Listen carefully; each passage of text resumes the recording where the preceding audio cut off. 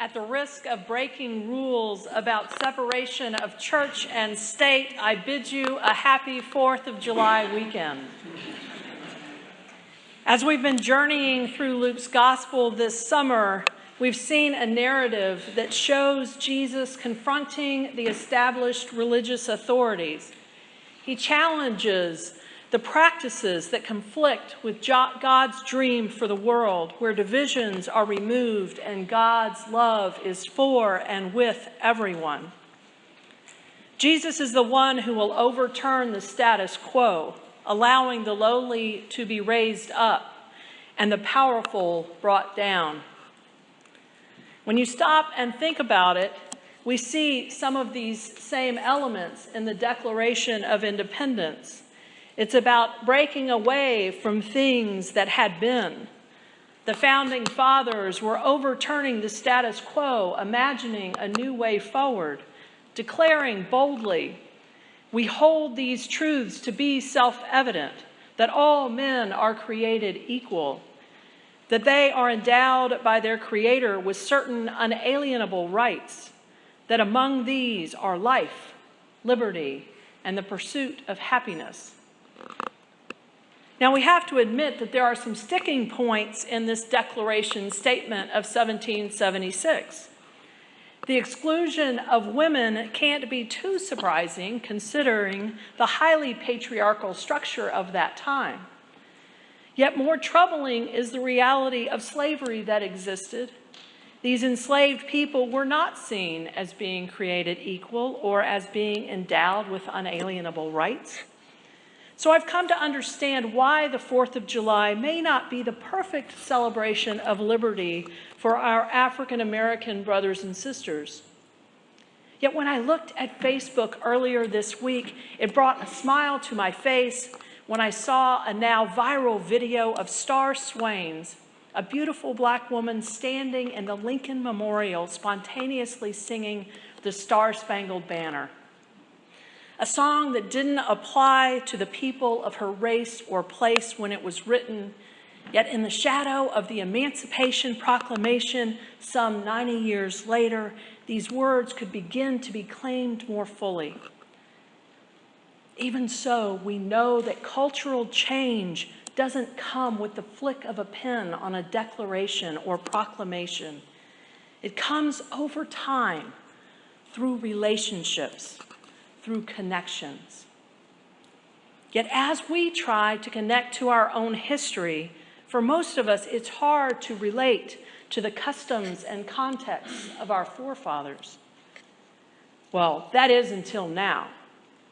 In case you've missed it, there's a new Broadway sensation called Hamilton playing in New York City. It's the retelling of the story of Alexander Hamilton's life. You know, the guy on the $10 bill. The first Secretary of the Treasury under Washington's presidency. He doesn't seem to be the most intriguing guy on the list, but now his story has been told in a wholly new way through hip-hop and rap music. In an interview with Lin-Manuel Miranda, Hamilton's creator and star, Miranda said he was inspired to take on this project while reading Ron Chernow's biography of Hamilton. By the time he got to the second chapter, he saw a hip-hop connection that seemed obvious. So obvious that he jumped on Google to see if it had already been done. He said, "It's a story of someone who writes about their struggle and thus transcends it," which he explained is what rap artists do. Going a step further, the vast majority of the cast, including the founding fathers, are played by people of color. Miranda explained that he wanted to tell the story through the voices and faces of America now, not America then. And through this hip-hop musical, this show has connected a whole new generation, several generations in fact, to a story that had been forgotten or misremembered at best. And while the story is about Hamilton's life, born out of wedlock, orphaned before age 13, brilliant but with limited access to opportunity, he was always striving to rise up. to overcome his lowly beginnings and leave a legacy for this new time, this new creation. It's also very much a story of relationship, the complex friendship between Hamilton and Aaron Burr, the man whose legacy would be relegated to ending Hamilton's life in a duel at dawn. Yet in the opening scenes of the show, when these two meet, it's clear that they have a lot in common, most especially that they both wanted to play a part in this new creation underway. Yet Burr's early advice to Hamilton was to talk less, smile more. Don't let them know what you're against and what you're for. By contrast, Hamilton's bold and forthright style causes him to respond, I'm not throwing away my shot. I'm just like this country. I'm young, hungry, scrappy and hungry, and I'm not throwing away my shot. Well, sometimes it can be tricky to decide which approach is more effective, to talk less and smile more, or taking your shot when you get a chance. The same thing doesn't work in all situations. But Hamilton's assertion was that you have to step out and be heard. You have to stand up for what you believe. It's only by stepping out and speaking up that you can make something new happen. I'd have to say that Jesus had a similar boldness in his effort to bring about a new creation. He too was intent on connecting to people in a new way, and through this, connecting all people to God and to God's dream for the world. We've seen in the stories from Luke's gospel an intention of lifting up those who have been outsiders, women, the sick, sinners, those who have been marginalized. His mission was to bring about a new creation of connectedness between us and God and between all people. The kingdom of God is community restored. Today's gospel text gives us insight into how to go about this work of community restoration. It's a sequel to a similar story told in chapter 9 when Jesus sent out the 12 disciples to proclaim the kingdom of God and to heal. And now in chapter 10, it's no longer just the work of these 12. 70 others are sent out in pairs to every town and place that Jesus intended to go. Not just the familiar places, but places that would have been off limits in the past. Jesus is opening up the boundaries to share God's love and grace with all people in all places. He speaks of a plentiful harvest and not enough laborers, and he's sending them out to make these new connections. He goes on to say, remember, remain in the same house, eating and drinking whatever they provide. Do not move about from house to house. Whenever you enter a town and its people welcome you, eat what they put before you, cure the sick who are there, and say to them, the kingdom of God has come near to you. It says several times to remain in the same house. This conveys that it's not about the quantity of relationships, it's about the quality. It says eat and drink whatever is put in front of you. It isn't about religious piety and rules. It's about sharing with one another, creating a new thing where all in the community can be together. The passage from Paul's letter to the Galatians echoes this. Let us not grow weary in doing what is right, for we will reap at harvest time if we do not give up.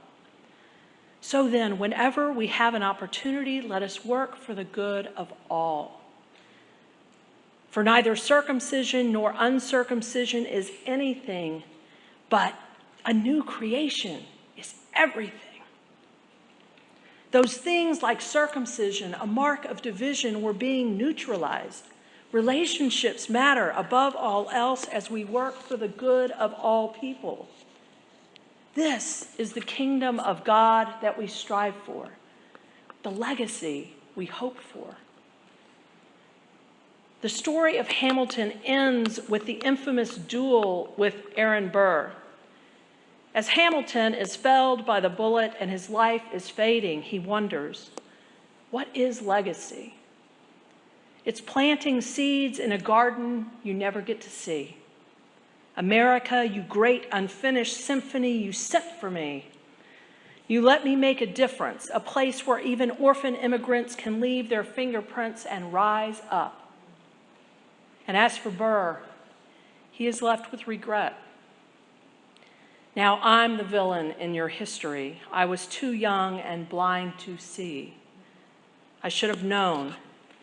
I should have known the world was wide enough for both Hamilton and me. The world was wide enough for both Hamilton and me. God's dream is for a new creation, and it has not been realized yet. There is work for us to do, and we are each being sent out to do this apostolic work of building relationships, making connections, openly, creatively, authentically, living into who God made each one of us, created equally in God's image to be. On the night of June 12th, Hamilton received 11 Tony Awards. Just hours before, 49 people were killed and 53 more injured by a lone gunman at a gay dance club in Orlando, Florida, a place of solidarity and sanctuary for many who have been othered in their life. In Miranda's acceptance speech, he recited a sonnet written earlier that day amidst the tragedy unfolding. He said in part, "We chase the melodies that seem to find us until they're finished songs and start to play. When senseless acts of tragedy remind us that nothing here is promised, not one day. This show is proof that history remembers. We live through times when heat and fear seem stronger. We rise and fall and light from dying embers, remembrances that hope and love lasts longer." There are moments in our life when we are faced with decisions about how we navigate the connections with others. As followers of Jesus, it's incumbent on us to work toward these connections with unending, intentional perseverance wrapped in compassion. I pray as we move forward, we can each claim our role as one sent out, each of us committed to God's dream of a new creation. It takes each of us to do the relationship building necessary to bring this dream to fruition. Sometimes the best we can do is talk less and smile more. But other times we must be the courageous voice that points the way to God's dream. When those moments present themselves, let's not throw away our shot. I pray we use our words, actions, and intentions to bring about God's dream of community, embracing God's love for all people, and sharing that love with our neighbors, all of our neighbors.